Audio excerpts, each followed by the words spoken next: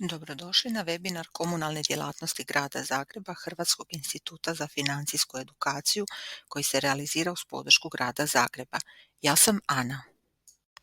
Ja sam Danijela.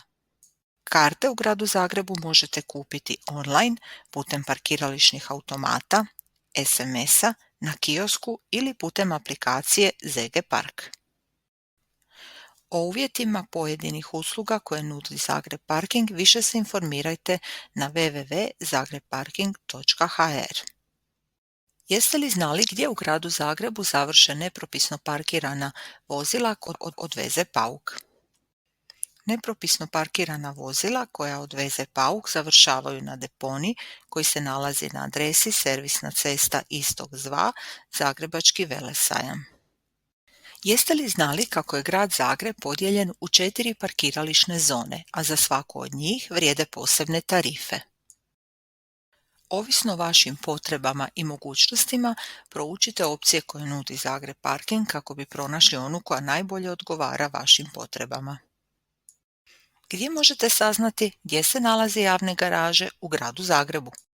Na www.zagrebparking.hr pronađite interaktivnu kartu Grada Zagreba sa popisom javnih garaža.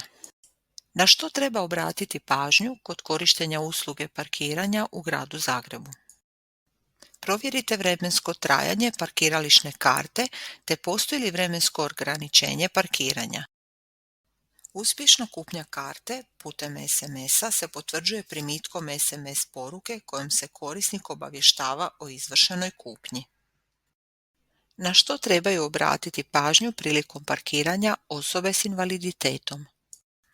Parkiranje na javnim parkiralištima je besplatno, ali pazite na ograničenje od maksimalno 2 sata u kontinuitetu u jednom danu. Istaknite znak pristupačnosti i naljepnicu koju izdaje organizator parkiranja. Koristite online usluge koje su vam na raspolaganju i budite informirani. Na usluge Zagreb Parkinga potrošači uvijek imaju pravo na prigovor, pohvalu ili prijedlog.